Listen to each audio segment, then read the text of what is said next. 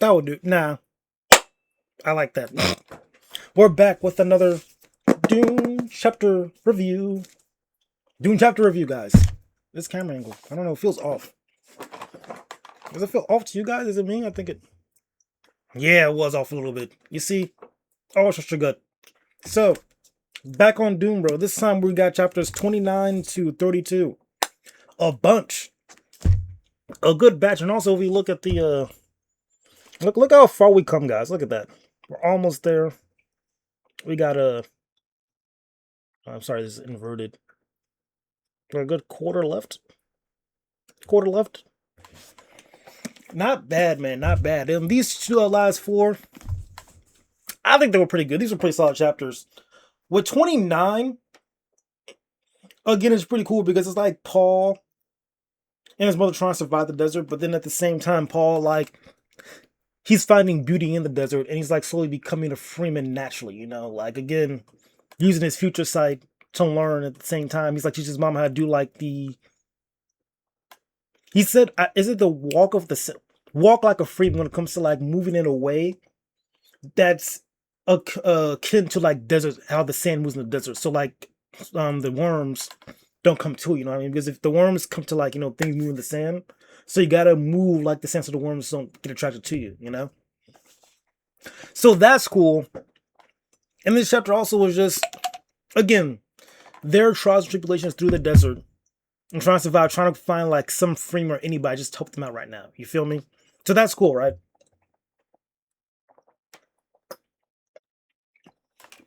Oh, now it's satisfying. Satisfying. So that's cool, right? And then at some point, or near the ending of the chapter, they go into like this cavern, and then they Paul and his mom realize that they are being surrounded. They hear like voices and whatnot. They're being surrounded by freemen, and the freemen are talking about, you know, trying to steal the water, which is, you know, killing them to take the precious life water and whatnot. And that was 29. Cool chapter. I liked it. 30 was interesting, but it was because it was a Kynes chapter. So what happened with Kynes is the Rokans or the Empire practically like threw him out in the desert to die. Like, hey, listen, he has no still suit, no water, anything. He's going to die eventually. So it's Kynes talking back and forth with his hallucinating his father right now, and it's them. How do I explain this? It's kind of like a conversation of what it means to be a plant biologist a little bit. And like while his father's talking to him, like the conversation with his father is what's keeping him alive right now, because he's like going back with his father, arguing with him, but that conversation is keeping him alive, keeping him pushing. And then throughout that conversation, he's again making this observation like, oh, yo, these birds, they're gonna probably circle me soon, and that when birds circle me, that will probably cause Freeman to notice that and come to me. You know what I mean? So he's thinking like a Freeman. Then he also notices the shape of the land, how that's shifting and whatnot too. He knows like, oh, there's gonna be like a burst of oxygen coming out at some point, and that's what keeps, you know, the planet so filled with life and whatnot. Because like, again, there's no trees on the planet and whatnot. You know what I mean? So the way the plant sustains itself to, you know, have oxygen, CO2, is that like the planet itself like bursts it out like breathing air, you know, into the mix, something along those lines. Okay, so that's pretty cool too. Like him being like understanding the planet, like he knows what's going on, and like this thought process of him, like, you know, talking about the planet, how it works and whatnot, and then like him talking to his father too, or this image of his father, is what's keeping him alive. And at some point, Freeman do find him, and like I think in the chapter, like, I am a Freeman now. You know what I mean? So 30 was a cool chapter. I like 30. Then 31 and 32, I enjoy those chapters thoroughly because that's when we pretty sure it's Stilgar, right? We missed Stilgar, Chani, and there was another dude too. The point is, they come, and there's a scuffle between, and Paul's mom, Jessica, she likes it, actually like disarms Stilgar, you know, that, which is impressive. And like Paul runs away, I think disarms someone else, and then we have like Chani like on him, and like whole conversation was that Stilgar's like, hey, listen, we will take Paul in because we're supposed to take Paul anyway in, but we can't take you in because like it's easy to train a child, but it's hard to train, you know, you, because you're like a whole adult. He's young. And she kind of convinced him, saying like, actually, I'll just quote. We'll quote this. So it's not this chapter.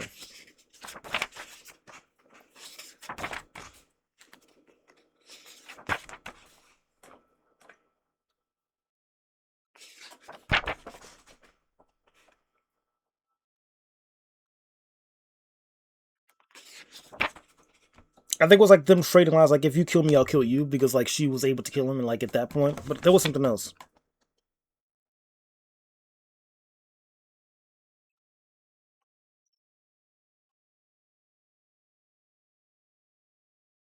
Mm-hmm. Reward.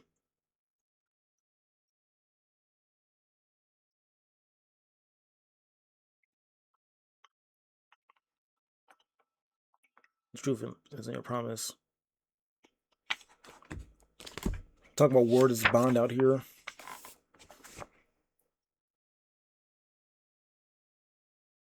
I was about to least saw Gee, but like where's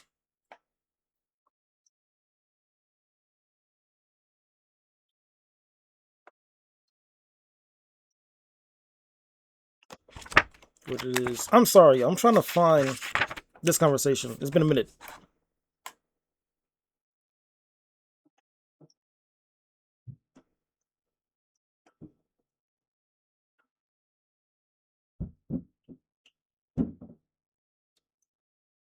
Oh, okay. Figure it out. Can't find the exact quote, but I remember like the context, so I'll just explain it better. So the context is because she disarmed him, and she has the powers of the Ben Gesserit, she's thrown her worth saying like I could teach, and like they call it the weirdling way. Like her skills are noted, and like those skills can be useful. Is what she's trying to say, and what was kind of portrayed, and that's what kind of was like the burden to keep her alive. So that was that. Okay. So for that chapter, we got that. Them waking up, them finding like a freeman group, and them practically being like word bond at this point. Like they're officially a part of the tribe, and now Paul's gonna be trained by them, and Paul's mother's gonna have like safe in as well. Okay, that was that part. But the next chapter was pretty interesting too, because like between it was conversation between mainly just Stilgar and Jessica, and then and their future roles and whatnot, and how he says when it comes to being the leader of the tribe, someone's always allowed to challenge them to take over his lead if they think the other leaders weak and whatnot, you know. So Jessica disarming him showed that weakness, and just goes like, "Oh, so doesn't mean I can take over the tribe?" type deal.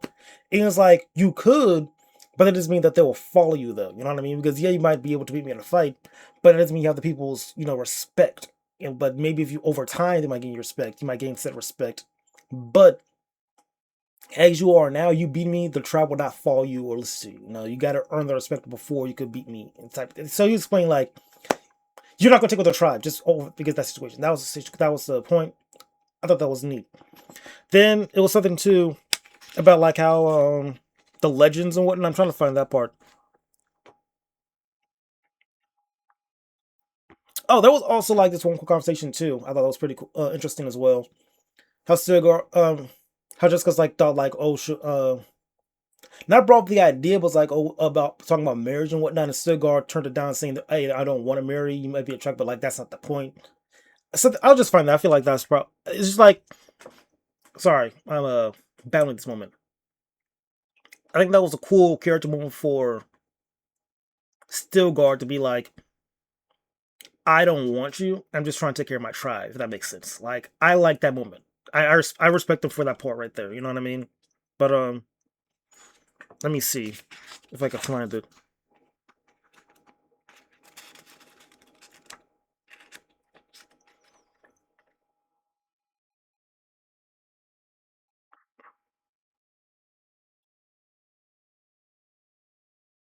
Oh, another thing, also important.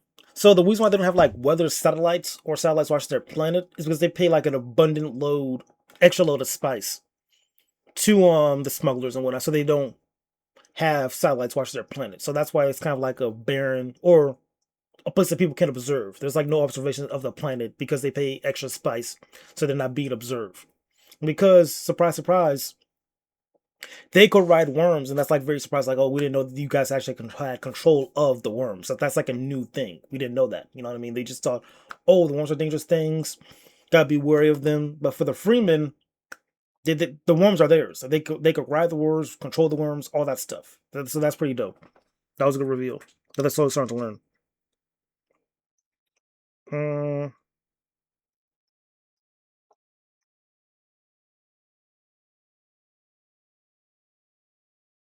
then there was another thing.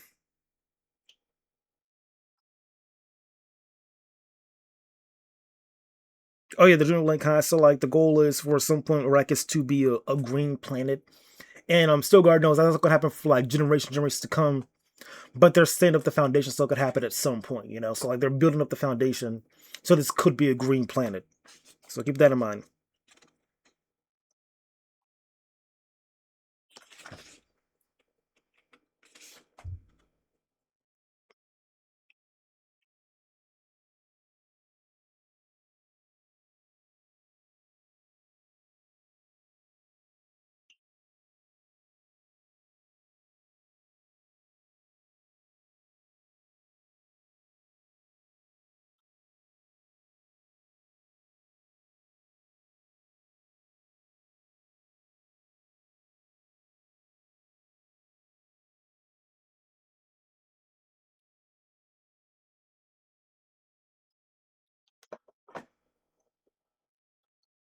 Okay, okay.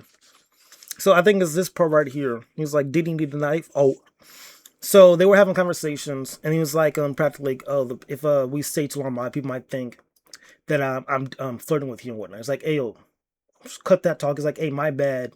And plus, in our country, we don't take women against their will. Like again, respectable culture, which is pretty dope. And then Jessica like made a connection. Like, wait a second, does he probably get a wife? And then she was doing some politicking right here. And not with a male, but then Paul. So then she was thinking about, what if I were to be his wife? But then we'll have to Paul and like his standing and then standing in the tribe. Then also she has a daughter on the way from the Duke, so we'll have the daughter again if she will marry Stilgar and whatnot.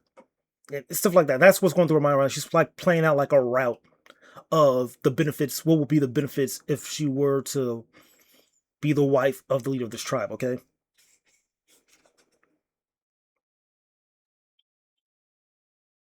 Uh,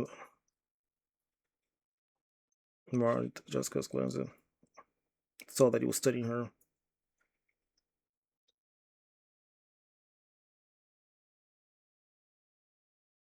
Okay, here it is. So Stilgar looked at her, figured out what was kind of going through her mind. Then like he wanted to like clear the air. So he said this, and this is what happened.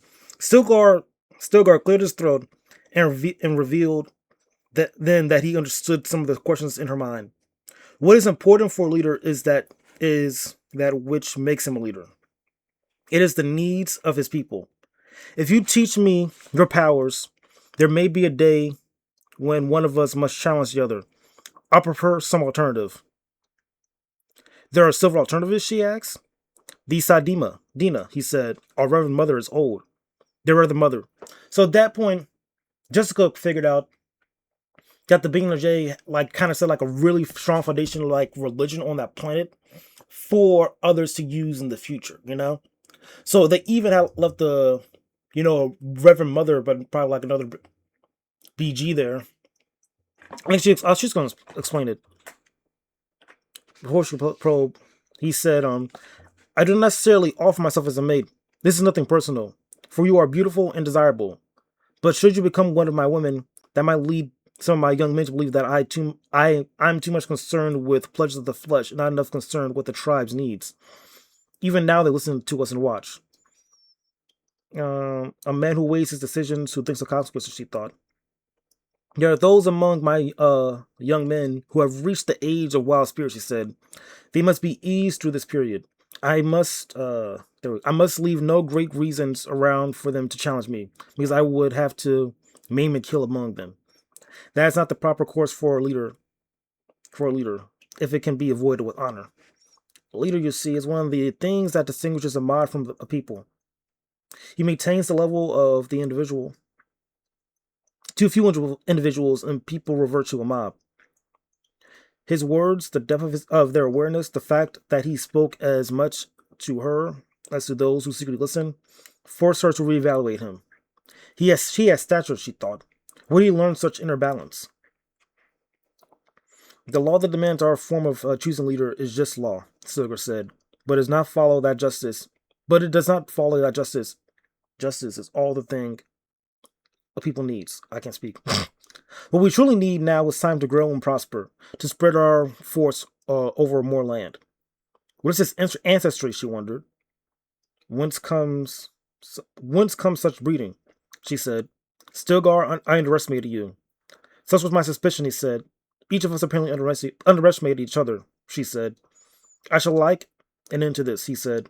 I shall like friendship with you and trust. I shall like the respect for each other, which grows in the breast without demand for the huddlings of sex. I understand, she said. Do you trust me? I hear your sincerity. So, whole point of the conversation was him explaining what it means to be a leader. Jessica then understand, okay, this man actually means business. I'm curious about like his lineage now. And them saying, listen, no need for sex. I got too many things to worry about. Cool. I like that. Then they go on about the Reverend Mother. I want to touch on that too, on that history real quick.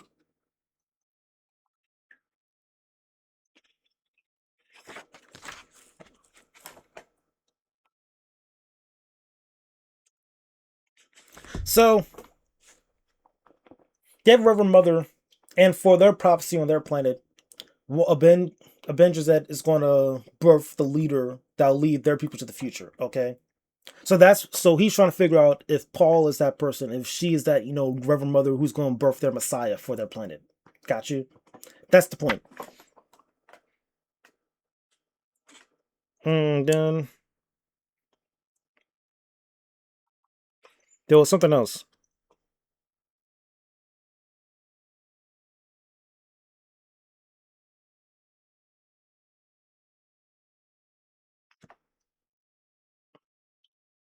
Where is it? Where is it?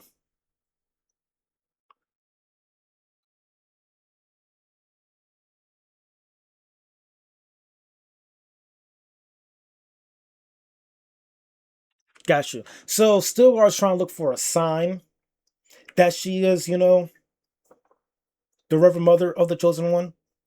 So he's waiting for her to like clue him in. Like he's waiting because like he knows the teachings and whatnot in the signs to look for, but doesn't want to like fake by telling her, oh, "Here's the sign that I'm looking for." She needs to figure out herself if to actually reveal to him and the people around him, like, "Oh, this is the chosen mother." You know what I mean? Boom. So Jessica's then trying to figure out like what things she needs to say in this moment. So she's trying to like remember what teachings will be properly used for these people. So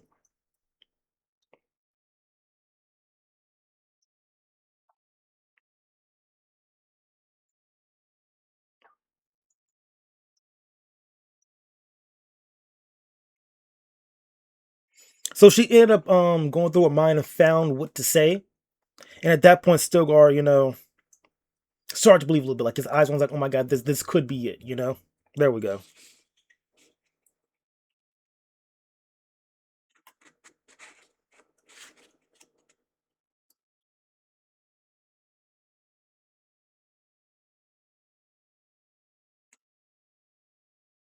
So that was that.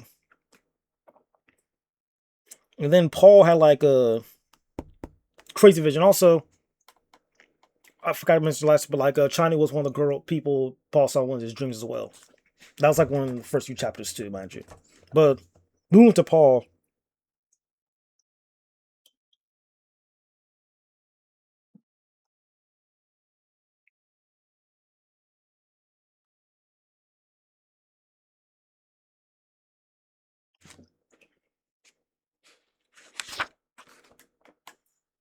So yeah, Paul at this point is realizing like his terrible purpose. Again, we don't know what the terrible purpose is right now, but he's like in that moment when his mom is talking, like he's starting to think about it, like kind of seeing the future once again.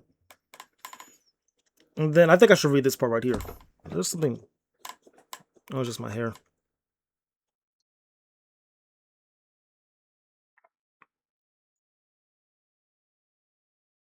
So I think I should start right here, then I'll end it.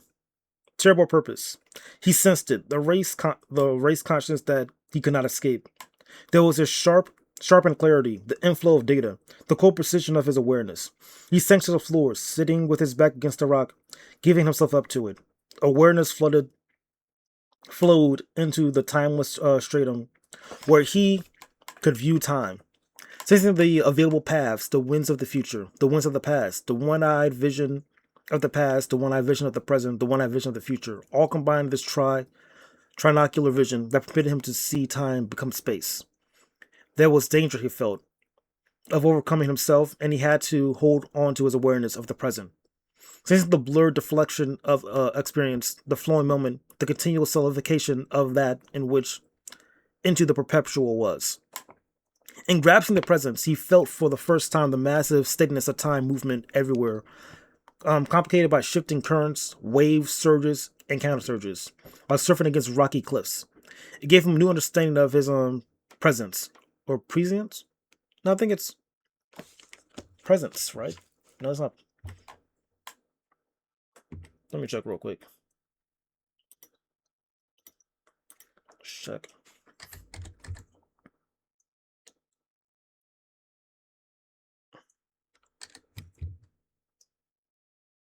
It's not prescience, is it?